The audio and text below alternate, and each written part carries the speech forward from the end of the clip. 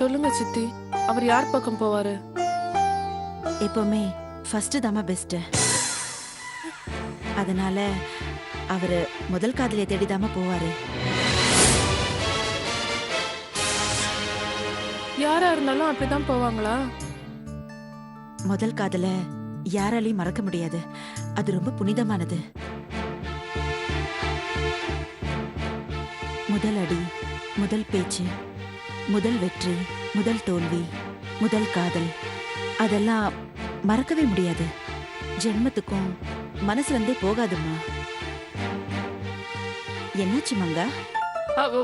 ஒண்ணு இல்ல சித்தி. ரெண்டாவது வந்த காதலிய அவர் விரும்ப மாட்டாருன்னு எப்படி தெரிஞ்சுக்கிறது சித்தி? அது ரொம்ப கஷ்டம்மா. ஆம்பளைங்க என்ன நினைக்கிறாங்க, அவங்க மனசுல என்ன இருக்குன்னு நம்மளால தெரிஞ்சுக்கவே முடியாது. வேற வழியே இல்லையா சித்தி?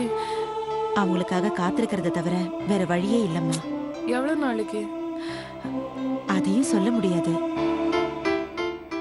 சில பேருக்கு 20 வருஷம் கூட ஆகலாம். காத்திருக்கிறது கூட காதல்ல சுகந்தாம்மா. அது எப்படி சித்தி? ஒருத்தர் மனசுல என்ன இருக்குன்னு தெரியாம எதுக்கு காத்துட்டு இருக்கணும்? டைம் வேஸ்ட் தானே. அந்த மாதிரி காதலை விட அரேஞ்ச் மேரேஜ் தான் பெஸ்ட். காதல்ல விழுந்தவங்க அதெல்லாம் நினைக்க மாட்டாங்கம்மா. உனக்கு தான் அந்த மாதிரி எந்த பிரச்சனையும் இல்லையே. உனக்கு கிருஷ்ணாவுக்கு தான் உடனே கல்யாணம் ஆக போகுதே. அதுதான் என் கவலை. என்னம்மா? ஒண்ணு இல்ல சித்தி. சித்தி, எனக்கு இன்னொரு டவுட். கல்யாணத்துக்கு அப்புறம் ஒருத்தரோட முதல் காதல் திரும்பி வந்துச்சுன்னா? கல்யாணம் ஆனதுக்கு அப்புறம் ஒண்ணுமே பண்ண முடியாதுமா. முதல் காதலை எப்பவும் மறக்க முடியாதுன்னு சொன்னீங்களே. அதெல்லாம் ஆம்பளைங்களை பொறுத்து இருக்குமா. பொண்டாட்டியோட நேர்மையா வாழறவனும் இருக்கான், பழைய காதலை பார்த்த உடனே அவ பின்னாடி ஓடுறவனும் இருக்கான். அதான் சொன்னேனே, இந்த ஆம்பளைங்களை புரிஞ்சுக்கவே முடியாது. என்ன வேணா செய்வாங்க, நம்பவே முடியாது. ஆமா, இதெல்லாம் நீயே கேக்குற? சும்மாதான் கேட்டேன் சித்தி, சும்மாதான்.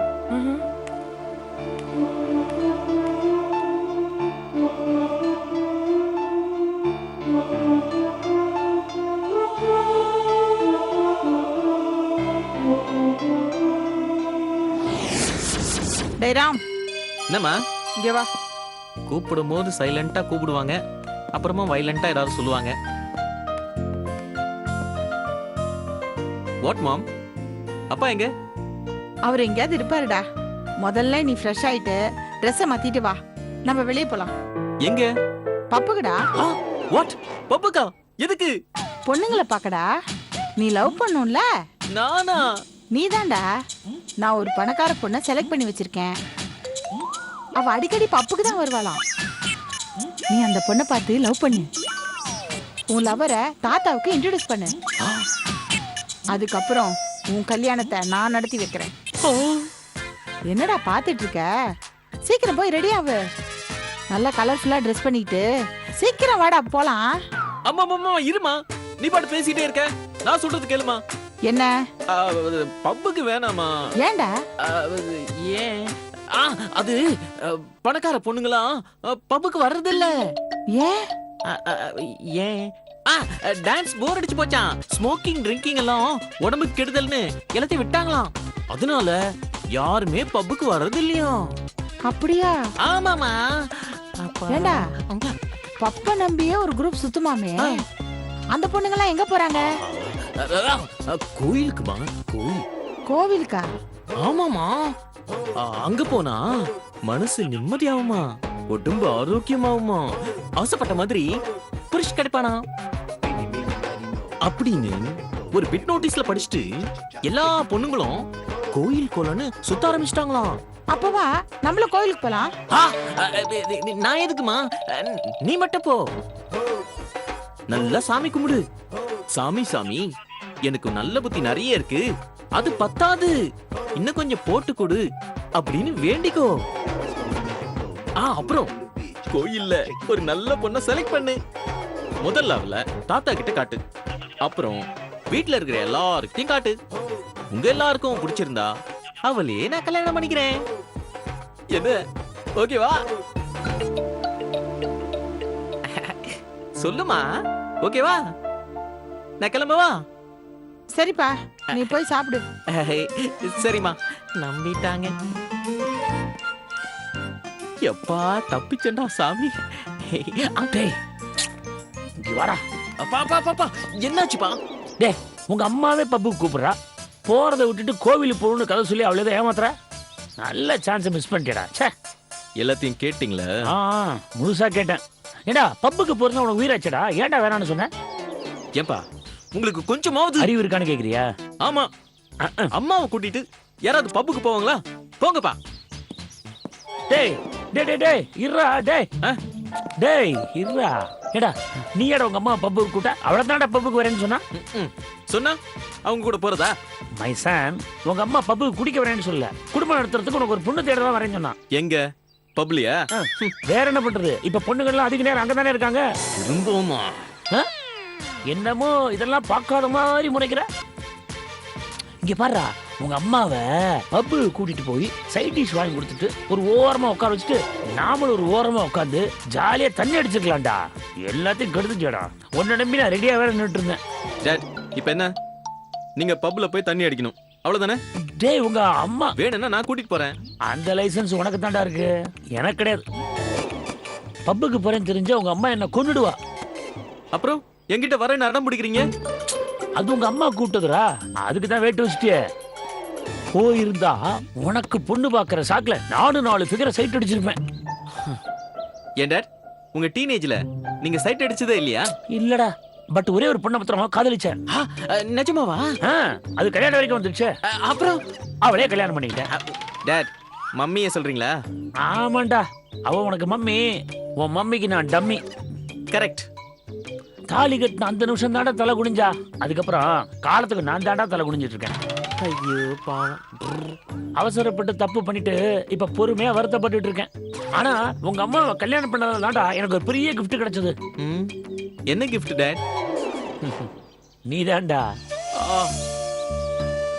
அவன் மட்டும் எனக்கு கிடைக்கலனா நீ எனக்கு கிடைச்சிருக்க மாட்டடா. அதுக்கு நான் புண்ணியம் பண்ணிருக்கேன்டா. டாடி, நீ எனக்கு பிள்ளை மட்டும் இல்லடா, ஃப்ரெண்ட், என்னோட பெஸ்ட் ஃப்ரெண்ட்ரா. I love யூடா. ஒரு சரக்குக்காக என்ன பேச்சு பேசுறப்பா? ஆனா என்ன புண்ணியம், பப்புக்கு போறத மிஸ் ஆயிடுச்சு. டாட், இப்போ உங்களுக்கு என்ன? பப்புக்கு போகணும், அவ்வளவுதானே? Come on come on. டேய் உங்க அம்மா இருக்காடா. சொல்லிட்டு போனா தானே திருட்டுத்தனமா போயிடுவோம். ஜாலியா என்ஜாய் பண்ணிட்டு தள்ளாடிக்கிட்டே திரும்பி வந்துருவோம். ஓகேவா? ஓகேடா, டன். வர வரைக்கும் ஓட்டுறாதப்பா.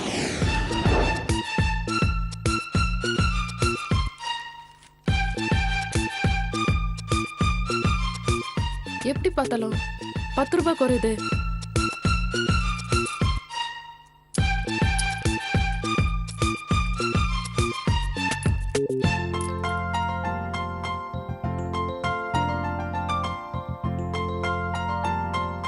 I love you.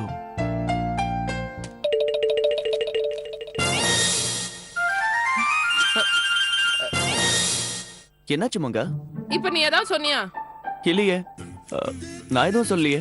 ஏதாவது சொன்ன மாதிரி இருந்தது. ஐ லவ் யூ சொன்ன மாதிரி இருந்தது. அது உன்னை லவ் பண்றவன் சொல்லிருப்பான். நோ வே, லவ்வுக்கு சான்ஸே இல்ல. எனக்கு அரேஞ்ச் மேரேஜ் தான். ஏன் அப்படி சொல்ற?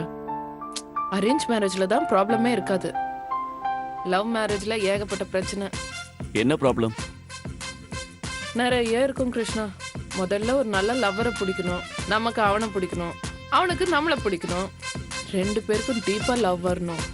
அந்த லவ் கல்யாணம் வரைக்கும் போகணும்.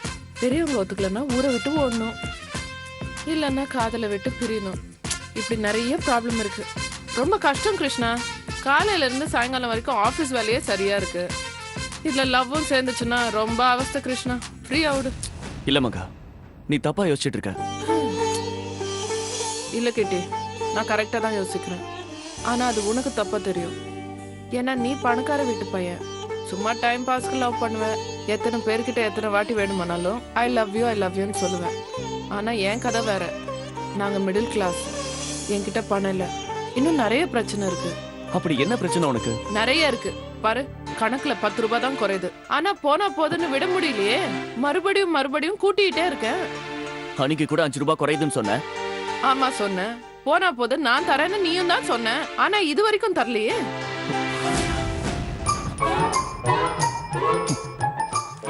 இந்த 20 ரூபாய். 15 ரூபாய் எக்ஸ்ட்ரா இருக்கு, அதையும் வச்சுக்கோ. சரி, ஏன் இப்ப டென்ஷன் ஆற நீ? பின்ன எதையோ ஆரம்பிச்சு எதையோ பேசி என்ன கன்ஃபியூஸ் பண்றீங்க. நான் ஒன்னும் கன்ஃபியூஸ் பண்ணல, நீ தான் வந்து என்ன டிஸ்டர்ப் பண்ற. டிஸ்டர்பா? உனக்கு ஏன் எதுவுமே புரிய மாட்டேங்குது மங்கா? காது இருந்து கேட்க மாட்டேங்கிற. நீ வாய் இருந்து சரியா பேச மாட்டேங்கிறியே. நீ எதையும் சீக்கிரமா புரிஞ்சுக்க மாட்டியா? புரிஞ்சுக்க மாட்டேன். இப்ப நான் சொல்றது நீ சரியா புரிஞ்சுக்கோ. நாளைக்கு நான் வீட்டுக்கு போகணும். ஏன், இங்க என்னாச்சு? நான் எங்க அம்மாவை பார்க்கணும். நாளைக்கு கல்யாணம் ஆனதுக்கு அப்புறம் இப்படிதான் சொல்லுவியா? நான் ஏன் உன்கிட்ட சொல்றேன், என் புருஷன் கிட்ட சொல்லிப்பேன். ஓ மரமட்டிக்கு எதுவுமே ஏறாதா? நீ இந்த ஜென்மத்துல திருந்த மாட்ட. ரொம்ப தேங்க்ஸ். தெரியாத விஷயத்த நீ சொல்லிட்டியா? தள்ளு. ஏய், கணக்கு பார்க்கணும். எனக்கே ஏகப்பட்ட டென்ஷன். இதுல நீ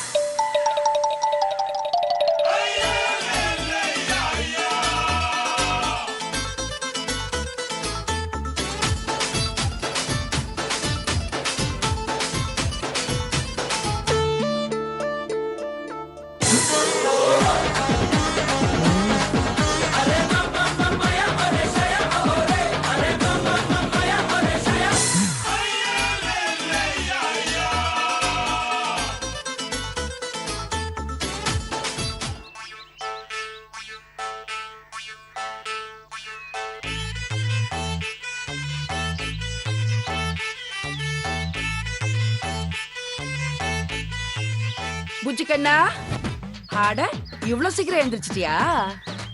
இந்த காஃபி. உன்னோட போனு.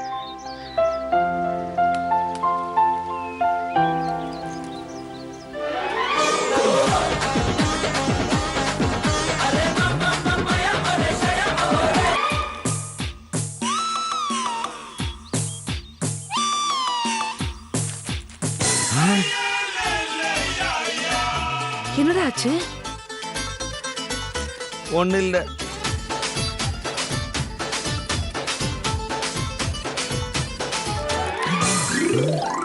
டேய், என்னதான்டா ஆச்சு உனக்கு? ஒண்ணு இல்லம்மா. இன்னைக்கு தேதி என்ன? 17. இவ்வளவு மெதுவா கேட்டா எப்படி இவன் காதுல விழுந்துச்சு? என்னடா நீ எதை கேட்டாலும் பதில் சொல்லாம பேயறிஞ்சா மாதிரி முழிக்கிற? நீ இப்ப ஏதாவது பேசுன? என்னது, பாட்டு பாடவா? காலையில ரெடா விளையாட்டு, தூங்குற நேரமா இருந்தாலும் தாலாட்டு பாடலாம். இப்ப என்ன பாட்டு பாடுறது? சுப்ரபாதம் பாடவா? கௌசல்யா சுப்ரஜா ராம பூர்வா சந்தியா பிரபத்ததே. போதும் போதும், நீ கிளம்பு. வேற பாட்டா? வேற பாட்டு எதுவும் தெரியாதுப்பா. வேணும்னா ரேடியோ கொண்டு வந்து தர, அதுல பாட்டு கேளு. ஐயோ, இவங்க இம்சை வேற தாங்கல. என்ன 17 இப்படி நம்மள டார்ச்சர் பண்ணுது? 17. 17. இது வேறயா? என்ன திரும்புற பக்கம் திகிலாவே இருக்கு. பேசாம கங்காவுக்கே போன் பண்ணிடுவோம்.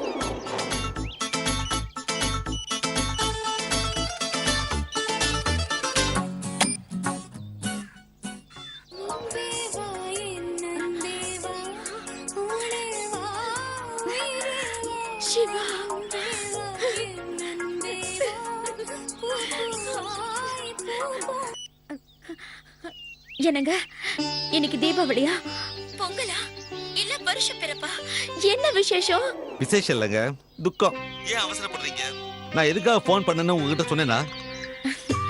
நீங்க எதுக்கு ஃபோன் பண்ணாலும் சரி, முதல் தடவையா நீங்க எனக்கு ஃபோன் பண்ணிருக்கீங்க.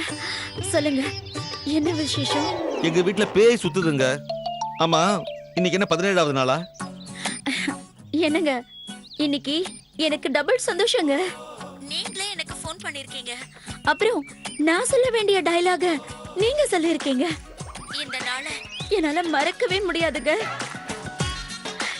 என்னங்க, இன்னைக்கு 17வது நாள், இன்னும் 13 நாள் தான் இருக்கு. அதுக்குள்ள நான் போய் சேர்ந்துருவேன் போல இருக்கே. போய் சேராதீங்க, என்கிட்ட வந்து சேருங்க. ஐயோ,